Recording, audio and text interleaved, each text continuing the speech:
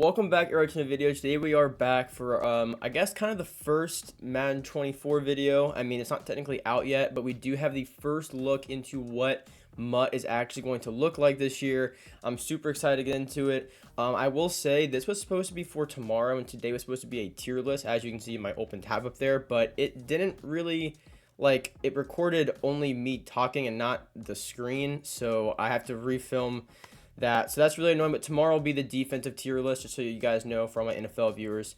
For my Madden viewers, the wait is almost over. I know it's been a long time since I did a Madden video. August 14th, 8 p.m. Eastern is when it drops.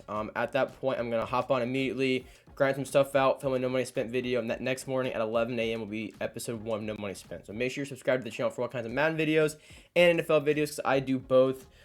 First, we're going to go and do this kind of deep dive here. And so there's actually a lot of changes that are pretty interesting. I do encourage you guys to go to this website yourself. It's just kind of Madden 24 on EA's website, and read more of it. I'm going to kind of skim over some parts and get to the bigger parts. The first thing I want to talk about is the new item catalog. So essentially what this is it sounds like whenever you get in a game and you're like, what card does this guy have, whenever he's tearing you up.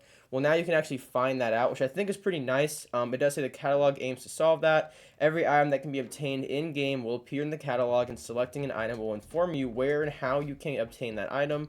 You will be able to view any player item's abilities, AP cost of abilities, and the global usage of any player available in Ultimate Team. So I think that's actually pretty cool. There are times in my videos where I believe I've actually said, what card does this guy have, whenever he's like, you know, rushing for 300 yards with some random card, and I don't know who it is. Well, now that happens to you, or you just see a card that you liked or played well and you want to try and get it for yourself, you can go to this catalog. It'll tell you exactly how to get it, and what the card is. I think it's actually pretty cool. You can see the abilities, how much the card's used.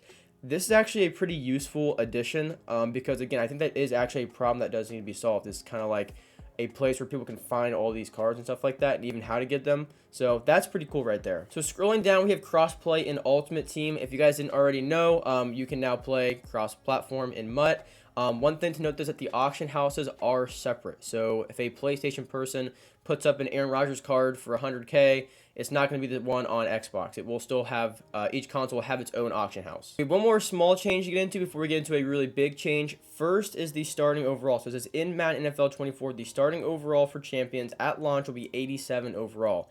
The change will give us more ability to ensure that the player, that the player meta stays fresh and exciting. So that is actually pretty exciting. So it looks like maybe they're lowering overalls to open the year, which I think is good. If you don't like that, just hear me out. It actually makes the game last longer, because then we aren't getting as high overalls earlier in the year, if that makes sense. Also, I apologize for any background noise you guys might hear right now, but over to the kind of next part of this. This one gets pretty interesting. It's the competitive pass. So the competitive pass has been revamped for Madden NFL 24. It will still focus on solo battles, MUT champs, and head-to-head season. Instead of completely refreshing bi-weekly, each iteration of the competitive pass will now start on the first Friday of each new season and last the duration of that season. To keep it fresh, there will be competitive pass specific daily, weekly, and season-long objectives for users to complete. So again, just kind of standard stuff. But then if you go down to the bottom paragraph, it says another change in the competitive pass will be with the exclusive player items. Each season there will be two competitive pass exclusive player items to choose. Each player has two versions, limited and base. The base version will be similar to the items from Madden NFL 23 by being B&D and having champion level abilities with a few extras. The limited version of that player can only be obtained by the first 1,000 users to reach that level of rewards for that player. So, and it says this limited version will have extra champion level ability buckets and is auctionable. That is pretty big. So essentially, this past year, the competitive pass, we get, you know, like a Cooper Cup, B&D, pretty good, and that's, you know, that's that. Well, now there's going to be one of those players and one later on that only the first 1,000 people can get, and it's going to be auctionable. So let me just say this. First 1,000 people is not a lot, especially at the beginning of the year. You're going to have to get that pretty quickly, so that card is going to be very good. Throughout the year, that card is going to have to be very good to keep people motivated to get it. So I'm not really sure as far as champion level ability buckets, like what that exactly means. But it's going to have some crazy abilities, and it should be some crazy players as well. So that is really, really exciting. and it's auctionable. So even if you didn't grind it, if you have a ton of coins, you can still pick it up. Huge, huge, huge win for us right there, in my opinion. Over to MUT Champs, basically, it's the same thing as last year, except no token for an entry, and it refreshes every Friday to coincide with the competitive pass refresh as well. But here's another big one, champion sets. This year, in order to make champion sets more accessible, we've changed some of these sets to require any non-BND players of a given overall, rather than requiring heroes from that program.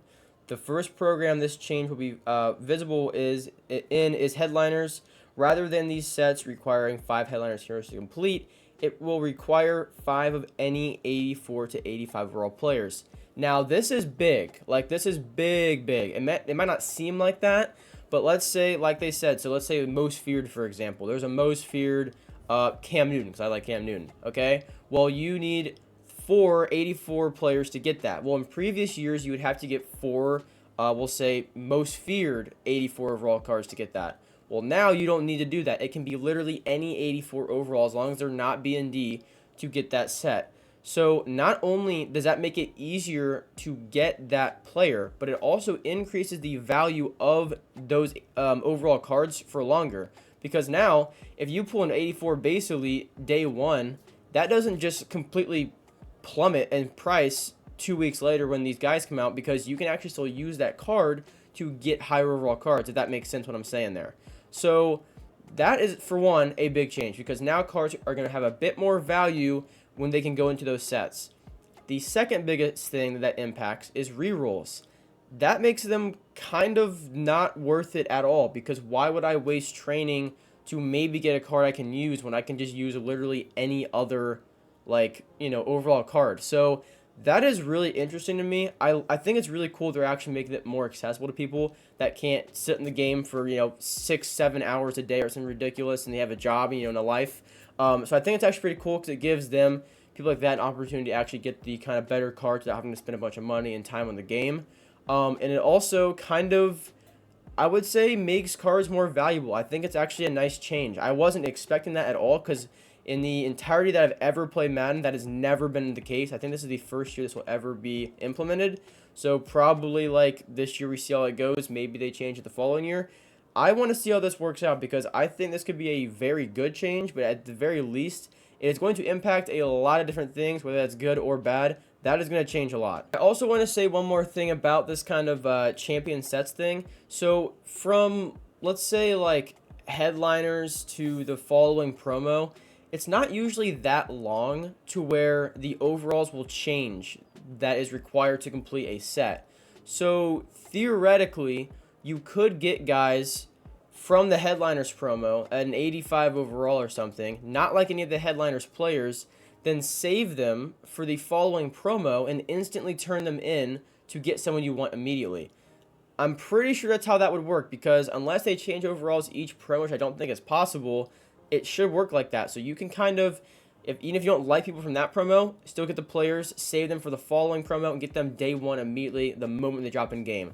You can prep for promos really well with that. I think this is actually a really good change, but again, some of you guys might not like it, so let me know down below how you feel about any of these changes so far in MUT.